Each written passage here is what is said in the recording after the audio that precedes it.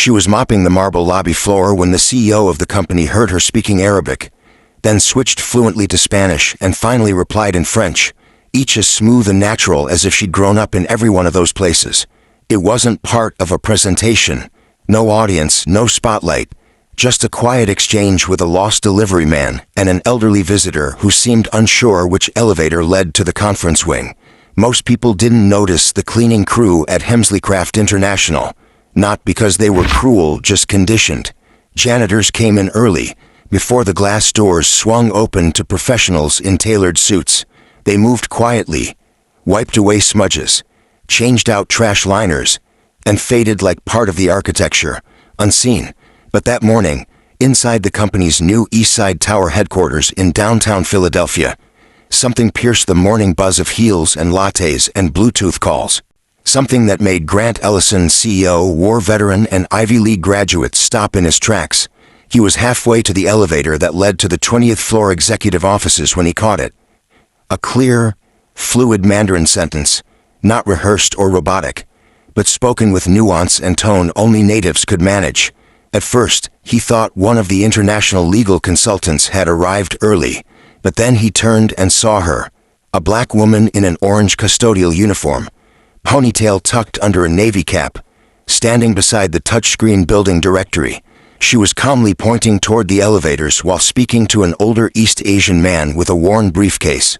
The man nodded slowly, visibly relieved. Ellison squinted.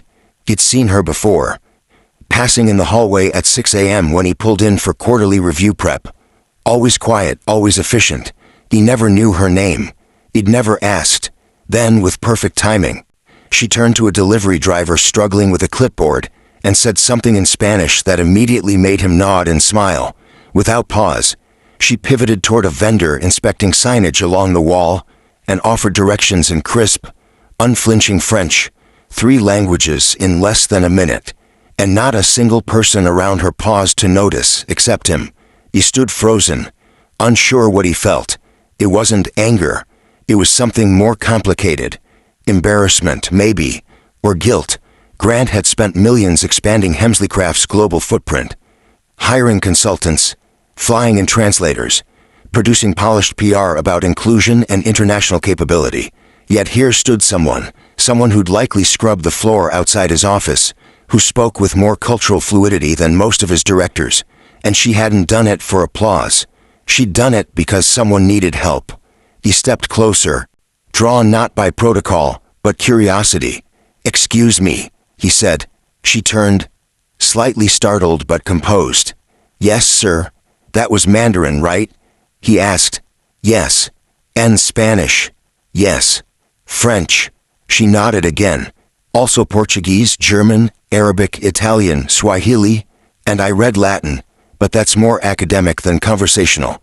He blinked. "You speak 9 languages?" "Yes, sir."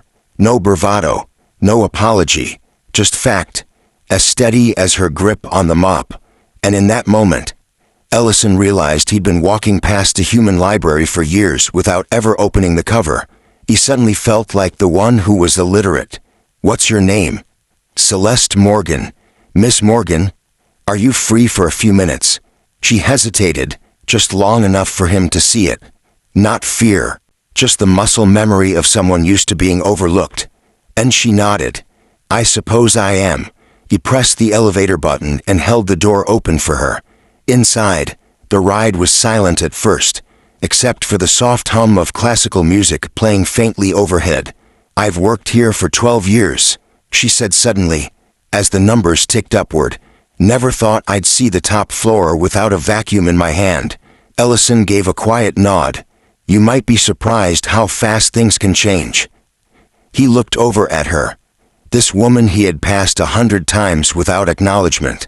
What else had he missed in those passing glances? The elevator dinged. Celeste stepped onto the executive level, where the air smelled of citrus polish and high-dollar leather. The hallway gleamed with modern art and soundproof glass. One assistant looked up from her desk, eyes wide as she spotted the janitor beside the CEO. Ellison said nothing, just gestured for the door to his office to open. Inside, she sat quietly in a chair facing his desk, Her eyes drifted briefly to the world map behind him, then to the family photo beside a sleek tablet. Ellison leaned forward. "Celeste, I'm going to be honest. I didn't expect to have this conversation today, but I just watched you switch through 3 languages like flipping channels. That's not ordinary. That's extraordinary. And I'd like to understand, how does someone like you end up mopping floors?" She looked at him, measured, still. Then she asked, "You got time for the truth?" "I wouldn't have asked otherwise." She exhaled, not dramatically, just a sigh from deep inside. Then she said, "All right then." Her fingers slowly clasped in her lap. She wasn't defensive. She wasn't proud. But for the first time in a long time, someone had asked, and she intended to answer. The elevator dinged softly. Celeste stepped out first, her sneakers barely making a sound on the polished walnut floors of the executive level. Everything here was quieter, insulated, as if sound itself had to ask permission to travel. The hallway smelled faintly of citrus and leather-bound portfolios. Framed abstract art lined the walls. Overhead lights glowed with that expensive kind of softness found only in luxury spaces. To Celeste, it felt like walking into a different world. One she'd cleaned countless times after hours but had never seen while the sun was still up. Grant Ellison's assistant looked up from her desk, eyes widening in surprise. She glanced at Celeste's uniform, then at Ellison, but said nothing. Grant simply nodded, and the glass door to his corner office slid open with a whisper. He motioned for Celeste to follow him in. She did, cautiously, with the quiet presence of someone used to being told where not to go. Inside, the office was vast but minimalist. A walnut desk without clutter, a wall-sized world map behind it, dotted with pins of every color. A tray with 4 untouched espresso cups rested on a marble side table. A photo of 2 girls, Ellison's daughters perhaps, sat next to a digital clock and a dusty award from a logistics summit in Brussels. Grant gestured to the chair across from him. "Please sit." Celeste lowered herself into the chair slowly, folding her hands in her lap. Her gaze moved across the room, not with awe, but with quiet observation. She didn't look impressed. She looked like she was collecting details. Grant sat, leaned forward slightly and said, "Celeste, I'm going to be honest. I didn't expect to have this conversation today." She gave a single nod. Her posture stayed steady, her face unreadable. "But I just heard you speak 3 languages like you were flipping light switches, and I need to understand. How does someone like you end up cleaning floors in this building?" For a moment, she said nothing. Then her eyes drifted toward the window, where the city skyline shimmered through the haze. "You got time for the truth? I wouldn't have asked otherwise." She inhaled gently. "All right then. I was born in Columbus. Only child. My dad worked at a tire plant. My mom was a hospital custodian. We didn't have much, but they pushed education like it was gospel. I got a full ride to Eastern Illinois University, majored in linguistics, was halfway through a master's when my mom got sick. Cancer. I came home to care for her. Then my father passed from a stroke not 6 months later." She paused, her voice calm but distant, like she was reading from someone else's journal. "Things unraveled fast. I had a baby, no money, no partner who stayed. So I worked whatever I could, grocery clerk, temp gigs, elderly home aide. Eventually, someone here offered me custodial work on the night shift. It let me pick up my daughter from school and keep the lights on. So I said yes." Ellison said nothing. He didn't blink, just listened. Celeste's tone never shifted. She wasn't looking for pity, only giving an answer to the question he asked. "But the languages," she continued. "I never stopped learning. Borrowed used textbooks, downloaded recordings, read the news in 5 languages just to stay sharp. It's what I do. It's the only thing I do that still makes me feel connected, like I still matter." Her voice didn't tremble. There was no dramatics, no poetry, just a woman, telling the truth the way some people mop floors with quiet precision. She glanced at him. Most folks never asked. They saw the uniform and assumed. That word, assumed, dropped between them like a coin into a well. Grant leaned back, the weight of her story pressing against his chest. She noticed and quickly added, "Look, Mr. Ellison, I'm not bitter. Life happened. I did what I had to do. Still do. But you asked. And that's the answer." He nodded, slowly. "Celeste Morgan, you ever think about doing anything else?" She gave a small shrug. "Sometimes. But it's hard to dream when rent's due." Silence settled again. But this one was different. It wasn't awkward. It was full, dense, charged with something unspoken. Ellison reached for the leather-bound notebook beside him and began jotting down something. Celeste watched, one brow slightly raised. "What are you writing?" He looked up, lips pressed thoughtfully. "Ideas." But in truth, one idea had already rooted itself in his mind, firm and growing. He couldn't stop thinking about her even after she left. Not through budget reviews, not during vendor calls. Her voice echoed in his mind. Her calm resolve. Her linguistic dexterity. That kind of fluency didn't come from school alone. Came from years of hunger, of choosing growth over despair. At 3:40 p.m., he left his corner office and rode the elevator down past polished floors and corner suites to the back corridors of the service level. Because he needed to see her again, not as a symbol, but as a solution.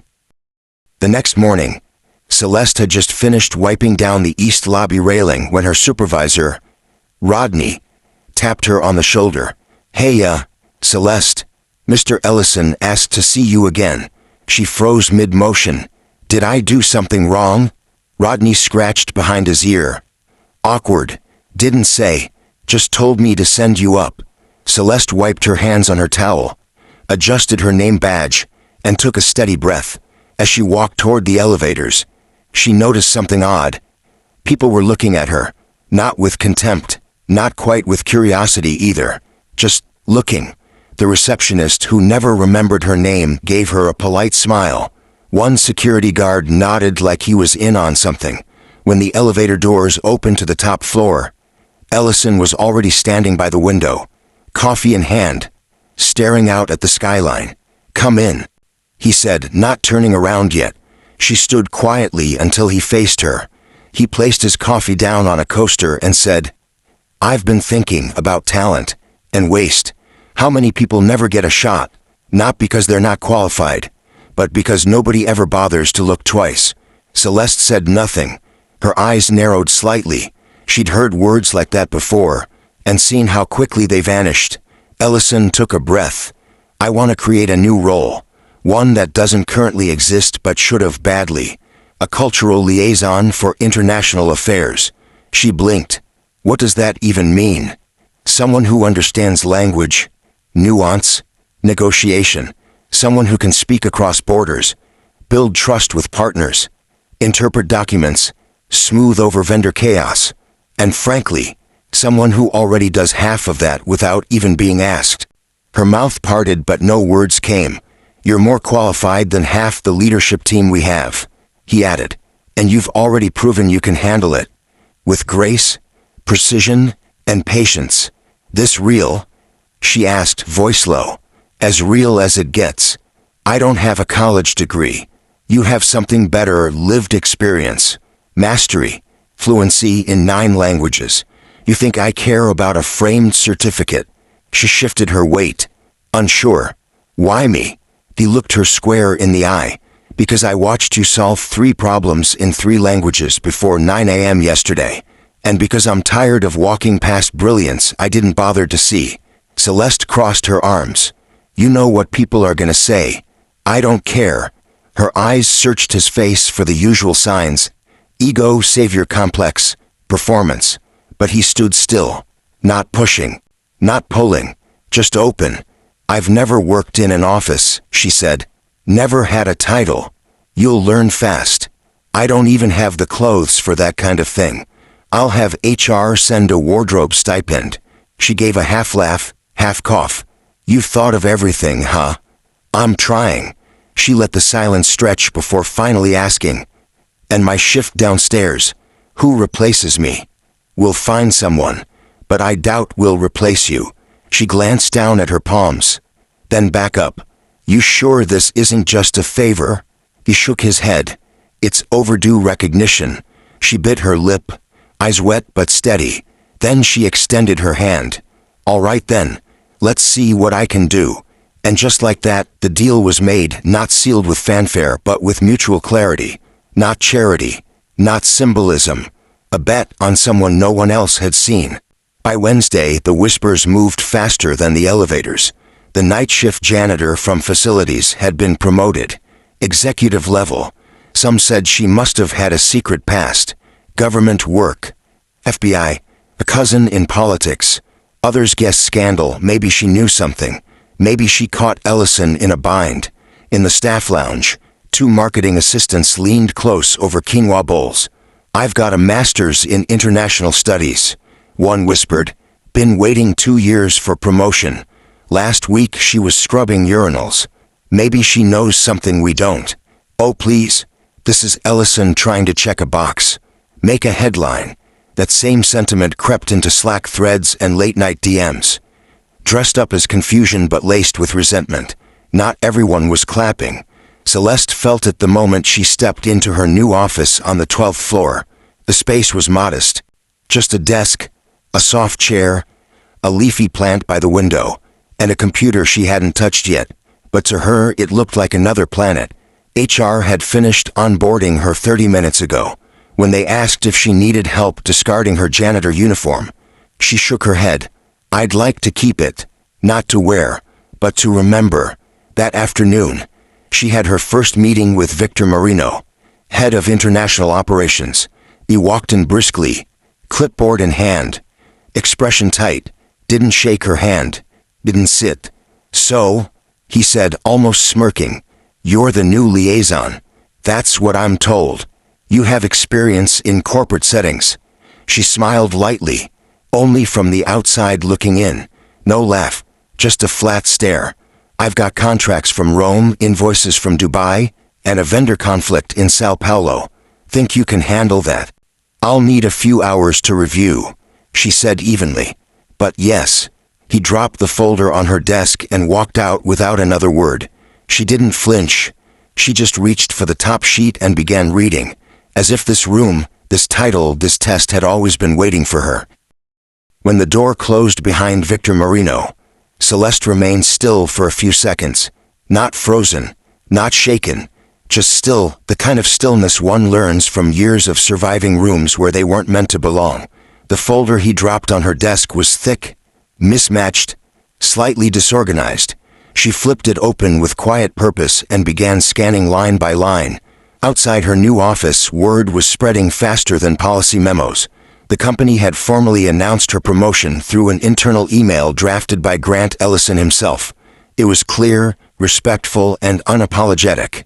Celeste Morgan will serve as cultural liaison for international affairs. Her experience, insight, and linguistic expertise make her uniquely suited to the role. We welcome her contributions with gratitude and respect. No fuss, no flowers, no photo op, but it landed like thunder. Some managers scoffed, muttering about unqualified hires and optics. Others softened once they watched her work. In the boardroom, she corrected a mistranslation in a German vendor contract that had cost the company nearly 40,000 euros over 6 months. She rewrote an onboarding guide into Moroccan Arabic without software. But it wasn't just the work. It was the way she worked. Quiet, precise, never showy. Still, the resentment lingered. People talked, not in front of her, but she felt it in side glances, in the way conversations paused when she entered the hallway, in the awkward greetings that weren't there before. Some thought she was Ellison's experiment. Others whispered about her past. There were even rumors she was planted by a watchdog group or diversity audit firm. At the espresso bar, she caught 2 employees breaking mid-sentence when they noticed her behind them. One forced a smile too quickly.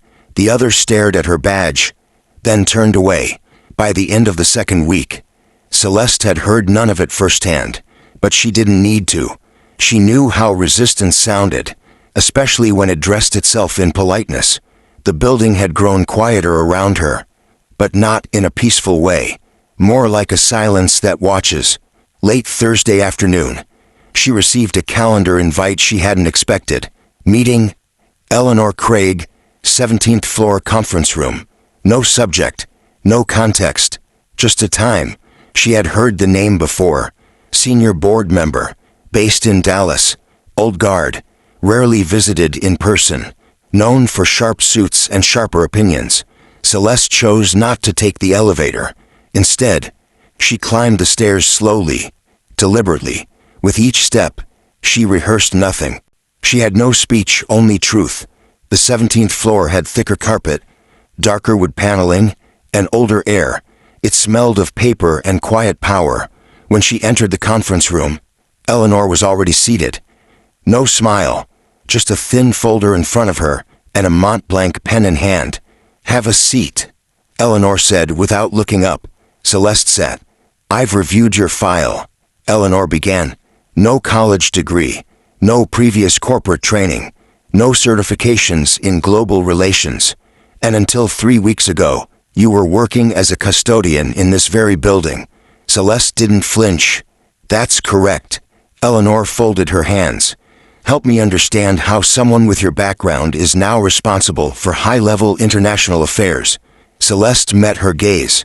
"Because I speak the languages. I understand the cultures. I've already fixed 2 vendor contracts, cleared a 3-month delay in our Morocco deal, and helped secure a verbal agreement with Brazilian partners. Legal is finalizing next week." Eleanor's lips thinned. "You think this company should run on instinct and charm?" Celeste's expression remained calm. "No, ma'am. I think it should run on results." That line hung in the air.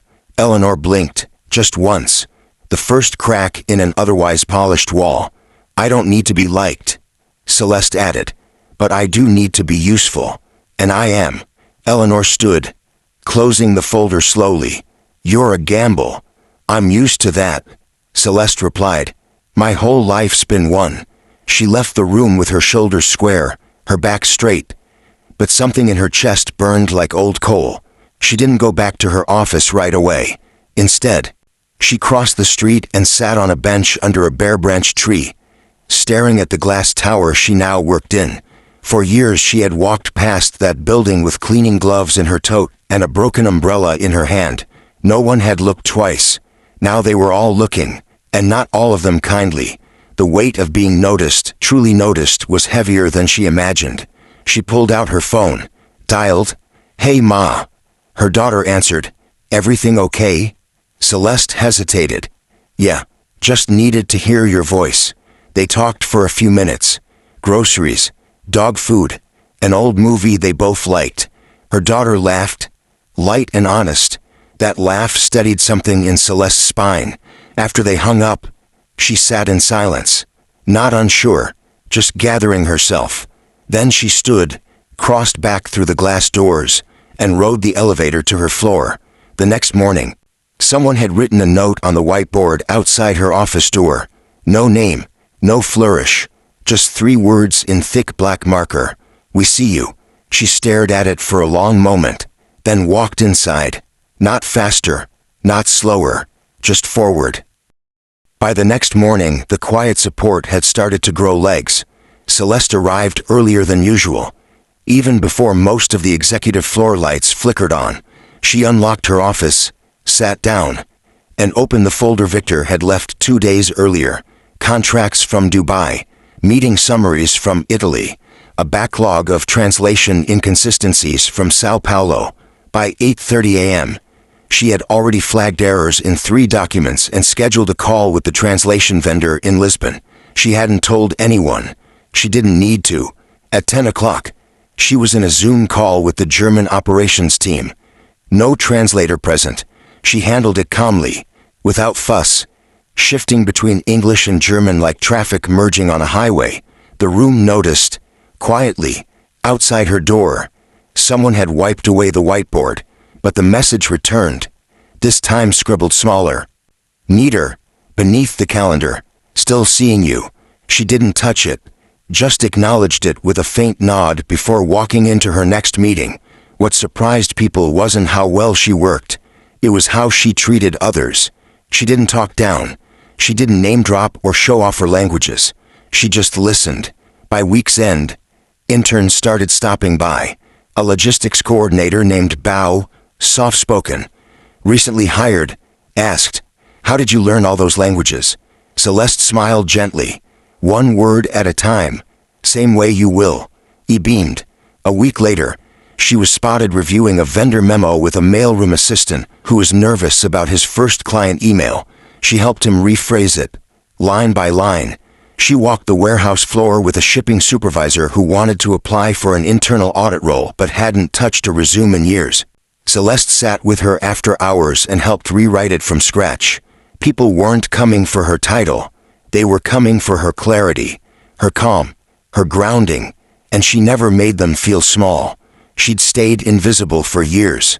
Now that she was seen, she refused to become someone others had to fear. Her door stayed open, literally and metaphorically. One afternoon, Grant Ellison joined her in the break room. He held 2 mugs. Coffee. She raised an eyebrow. "Didn't think you made your own." "I don't," he said, handing her one. "Stole it from accounting." They chuckled. "Been hearing good things," he said. She sipped.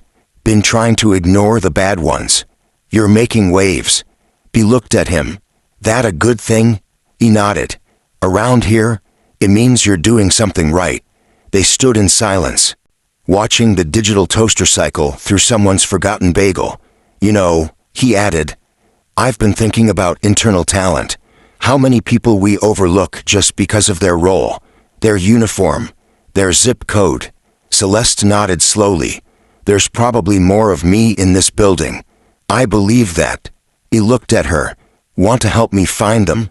"I already started," she said, tapping the corner of her notebook. By the end of the month, a pilot program launched. They called it Voice Inside, a new initiative aimed at surfacing internal talent, particularly from non-desk roles. Custodial staff, cafeteria workers, warehouse teams, nighttime security. The idea was Celeste's, the structure, hers. It included optional language courses, leadership mentoring, cross-department shadowing, and an internal talent database, searchable by skill, not title. The first orientation was small, 11 employees, 1 janitor, 3 cafeteria staff, a groundskeeper named Luis who had been writing code on paper during his lunch breaks for 2 years. Celeste stood at the front and told them, "I wasn't promoted because I asked. I was promoted because someone finally saw what was already there. You don't have to become someone else to matter more. You just have to keep building yourself even if no one's watching." Yet, Luis wiped his glasses. Another woman cried silently, and when the room erupted into tentative applause, she didn't step back. She stepped closer and asked them what they wanted to build. Months passed. Word spread. Then came the invitation. The Midwest Logistics Leadership Summit in Cincinnati wanted Celeste as a featured speaker. First, she said no. Public speaking wasn't her thing. But Ellison nudged gently. "They don't need polish. They need truth." So she went. She walked on stage in a soft beige blazer and flat shoes. No script, just her story. "I was never just a janitor," she told the crowd. "I was fluent. I was capable. I was ready. But nobody ever looked long enough to see it. So the next time you pass someone without a title, ask yourself, what are you really missing?" The room went silent. Then it stood. Full applause. On her way out, a young man approached, eyes glassy. "My mom's a housekeeper," he said. "She speaks 5 languages. I used to be embarrassed." Celeste touched his shoulder. "Don't ever be ashamed of where you come from. The only thing to be ashamed of is staying blind to brilliance." That evening, her inbox held 42 new messages. Not from recruiters, but from janitors, cafeteria workers, nurses, mailroom clerks, and interns across the country. They didn't want to be her. They just wanted to be seen. And Celeste knew. This story was no longer hers alone. It belonged to every voice that had ever been ignored, and now refused to stay quiet. By Friday morning, her new nameplate was installed outside her door, black letters on brushed steel. Celeste Morgan, Cultural Liaison, International Affairs. It looked official, clean, permanent, An updated organizational chart was sent out, and with it, a new footnote under international operations. But no email could fully capture what had shifted. Around the building, things felt different. Not louder, not obvious, just shifted. In the HR hallway, someone left a post-it on the internal job board. Check the janitor's closet. We might be missing our next director. People laughed, but not mockingly. It felt closer to reverence. And while some old guards still rolled their eyes in private, even they couldn't ignore the metrics. Improved partner engagement, faster vendor resolution, translation error rate down by 47%.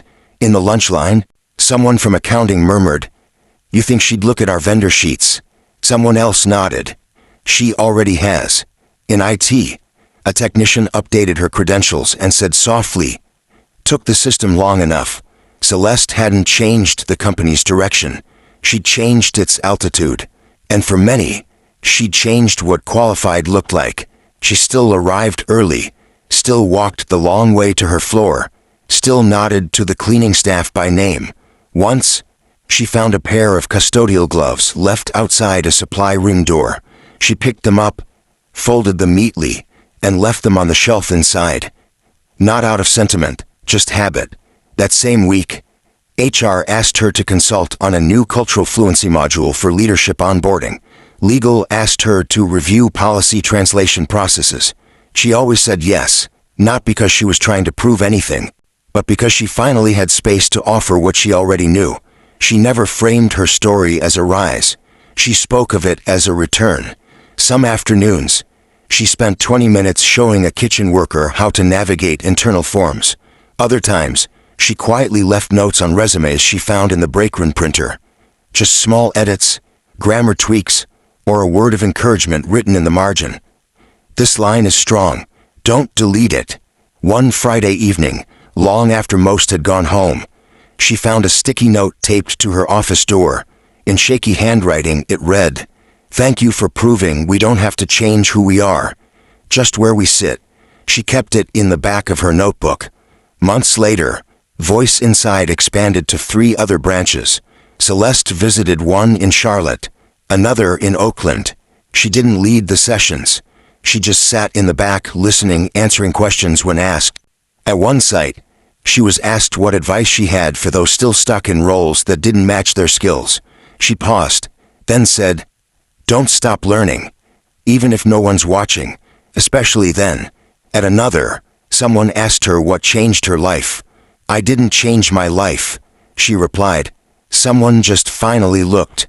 In Kingsport, a man who had worked security for 16 years approached her with a worn notebook of Swahili and French phrases.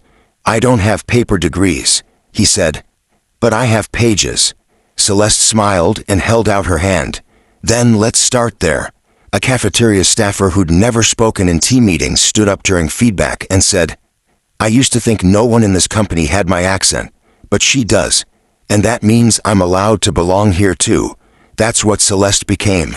Not a leader in the loud sense, but a doorframe others leaned on while building their own exits. She never gave speeches unless asked, but she always made space for voices that hadn't been heard yet, and now others were listening differently too. One early morning, Grant Ellison stood outside the main training room, the one used for new hire orientations and management retreats. He held a small brass plaque in one hand. He unscrewed the old sign, quietly, in its place, "The Morgan Room." No ceremony, no press release, just a change, visible, firm, and irreversible. As he screwed the final corner, he paused. It wasn't just a tribute. It was a course correction, a reminder of what they'd nearly missed. That afternoon, a new group of interns gathered inside. One whispered, "Who's Morgan?" A senior staffer replied, "She's the one who reminded this place that intelligence doesn't wear uniforms." Later that evening, as the floor cleared out, Celeste walked past the door. She stopped. She didn't touch the sign, didn't take a photo, just looked at it for a long time. And for the first time in years, she let herself feel it. Not pride, not relief, but steadiness. A kind of quiet anchoring that only comes when you no longer have to prove you're real. She thought about the mop handles, the badge scanner beeps, The years of silence. She thought about the daughter she raised, the books she read by lamplight, and how, somehow, it had led here. Then she smiled. Not the kind of smile meant to be seen, but the kind that settles deep and says, "Yes, I was here." Then she walked on. The building behind her stayed lit. The door stayed open. And somewhere behind that door, a new story was already beginning. Just as quiet, just as steady, just as undeniable.